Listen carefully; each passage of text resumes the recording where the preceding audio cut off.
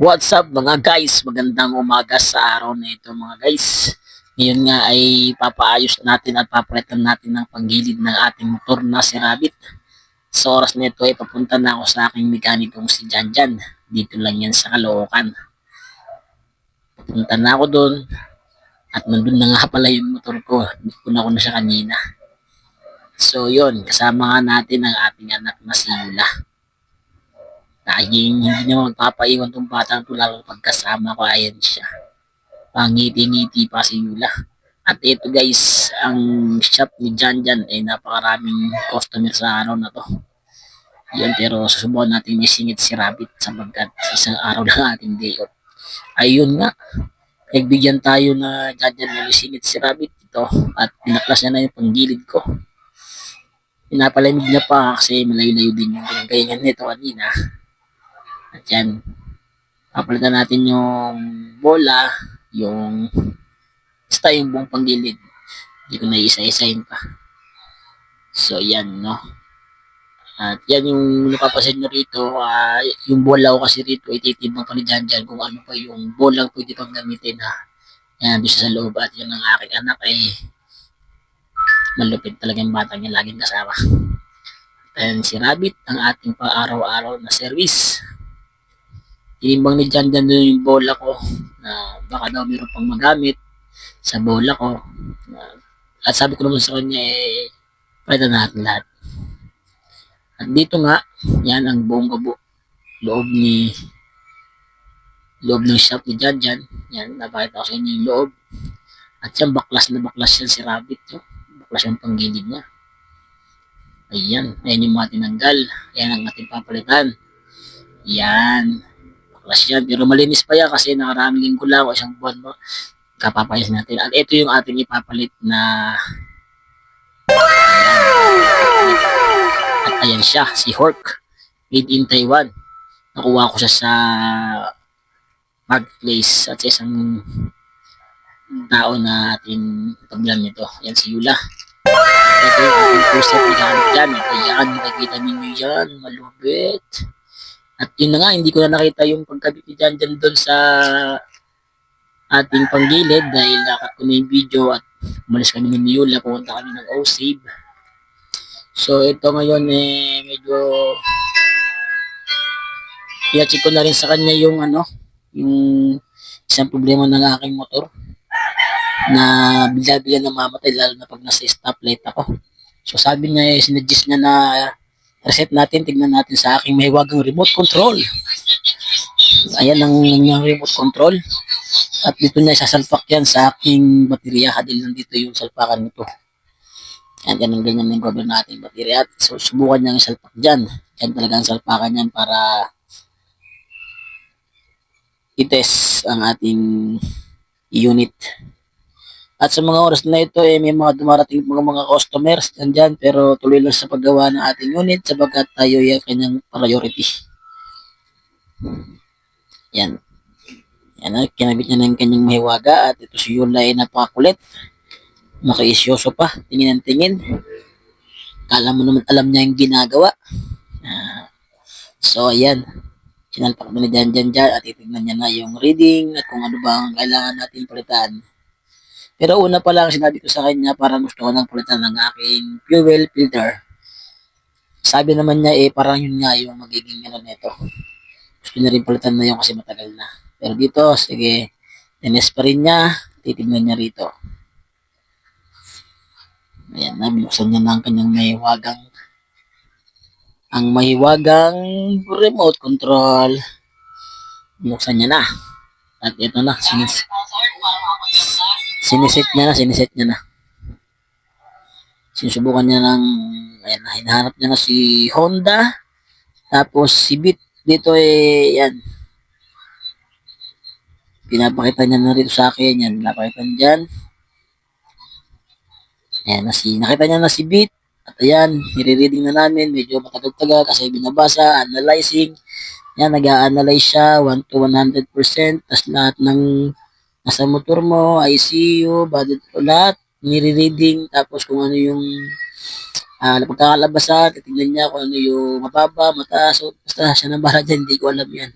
Yung nakakaalam niyan. So ito, ayan ang gamit niya. Bago lang daw sa kanya 'to, siguro nasa 3 months na daw sa kanya 'to o ewan ko, sa bago lang, 'yan. Ayan na yung reading, nakita niya na. Tapos sinabihan niya ako na sa reading na 'to, sabi niya ano, mababa daw yung ano ko, yung RPM ko.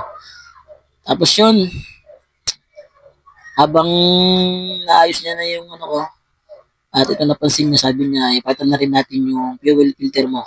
So ito, pinapat ako na yung fuel filter ko sa oras na ito. Pinabaklas niya at nilaglag pa nga yung isang tornilyo. Yan, hinahanap niya kung saan niya nahanap to. Nalaglag niya. So, pero okay naman at nakita niyo pa rin niya. Ayan.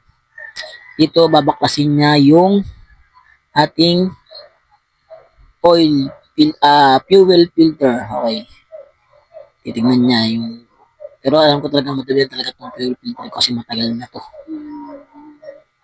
Matagal na itong fuel filter ko na to, almost. Kung ilang taon yung motor ko, yun na siya. Kaya ito na talaga, papalitan talaga natin to. So ito, ayan, baklas na, isang tornilyo na lang, ayan, tanggal na. Tinatanggal niya na dito yung ating fuel filter. Ayan, si Janjan. Ang madaling kamay na mekaniko. Okay, ayan na. Ayan, hindi ko dito nasabi na full tank pala ako. Ito umapaw yung aking guest dyan, mga idol. Umaapaw yung guest ko dyan.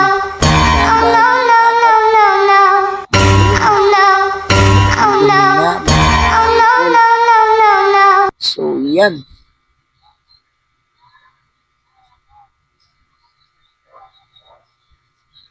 Napakadumi. Ginagawa mo? No.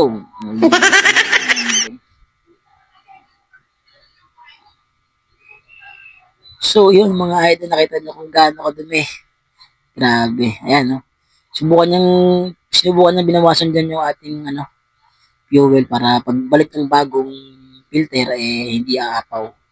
So, yun. At dito pa mga idol, napansin din niya at tinignan na rin niya yung ating spark plug, medyo matagal na pero gumagana pa naman pero nakita niya parang bibigay na rin at sabi niya sa akin na palitan ko na rin to. Mura lang naman yung spark plug sa kanya at siya nang balang magkabit. Libre na yung mga isang labor lang to lahat at ipapagawa sa kanya. Kaya pag nagpagawa kayo lahat ng kaya yung pagawa makita o itanong sa kanya, i-test mo na para isang labor lang. Na dinukot na lang yan. Yung ating spark plug matinding yung durukot Ayan, dinukot na yung spark plug at pinita niya ng bago. So, yung mga ito, pangiti-ngiti din si Jan Jan, no? Kasi, ang daming dumating na customer sa araw na to, pero, focus lang sa motor natin. Yan, inahayaan lang niya. At sabi niya rito, mag-vlog na lang daw kami. Ayun, tinuro pa na yung isa niyang katropang vlogger daw. Sabi ko, wala ko pakialam dun. So, yan na mga idol, yan na. Kabit niya dito yung spark plug natin. At yan, inaantay natin yung bagong fuel filter na pinautos na sa kanyang homeboy. Nag-utos siya ng bagong fuel filter ko na ibili, itakbo para ikabit natin sa unit ko. Yan, nakatenga pa yan at hindi pa nakakabit yung fuel filter. At dito, yan, nakabit niya na yung bagong spark plug. At okay naman. Naantay na namin yung bagong fuel filter. At dito mga idol, papakita ko sa inyo kung ano ba yung lagay sa labas ng kanyang shop. At saan ito matatagpuan, bahala na kayo. Mga idol, papakita ko sa inyo. Ito yan mga idol. Then, lumabas ako. Dito matatagpuan yung kanyang shop. Meron na rin pala siyang dito, painting ng motor yan. Yung kabilang side na yan. Sa kanya rin yung painting na yan. Tapat po ng dali. Dito yan. Papuntang bagong silang phase 7. Ayan. Ito yung kanyang shop.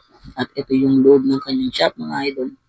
Ayan. Ang loob ng shop ni Jan Jan. Medyo, tingnan nyo kung ilan na yung customer sa araw nito. Ayan, meron pang isang tricycle sa labas, dalawang motor, tapos ito pang nabaklas, tatlo sa loob, tatlo sa labas, 6 kami dyan mga idol. Yan, patuloy lang silang tanggap kasi marami sa kanila nagtitiwala. Sapagkat hindi nila iniiwan yung unit mo hanggat hindi ayos. At ito na nga dumating na yung ating bagong fuel filter. Yes, yes, yes, yes. Ayan na, kinakabit niya na. Dahan-dahan sa pagkabit dito si Idol, pero dito nagkaroon kami ng problema sa pagkabit sapagkat yung aking oil seal dito ay parang lumaki dahil na babad daw sa gasolina at sobrang ano. Pero nagawa niya ng paraan, nakabit niya ng maayos yung fuel filter natin at yung fuel pump natin. Yan, nakikabit niya dyan ng maayos. Ganoon katindi si Jan Jan, ginagawa niya ng paraan para maikabit ng maayos yung ating unit. So dito dahan-dahan siya at nahanap na yung isang bolt kanina na nalaglag yan. Ayan na, kinakabit niya na dito. Dito tinatanong ko siya kung ano ba, kung basta marami akong tanong sa kanya dyan pero hindi ko na sinama sa vlog. So eto na, matatapos siya sa ikabit dito at mamaya-maya ito-test drive na to. Tapos ang test drive na to, okay na. At nga pala, siningit ko na rin dito ipagawa sa kanya yung ating MDL na siya rin yung gumawa, no? Para maibalik. At ito, okay na. Na-fix niya na yung fuel pump natin. Siningit niya pala dito yung ating MDL, no? Ginawa niya rin yun. Pero hindi ko na nabidyoan kanina. Kasi medyo, basta hindi ko siya nakuha na ng video. Pero saglit lang naman ang ginawa yun. Kinik lang. At ayan mga idol, kinik-test na nga. Na-take na yung ating unit. Inarangkada na na, nasabi sa akin, okay na at bayaran na. Eto na, biling na at uwing-uwi na yung aking anak.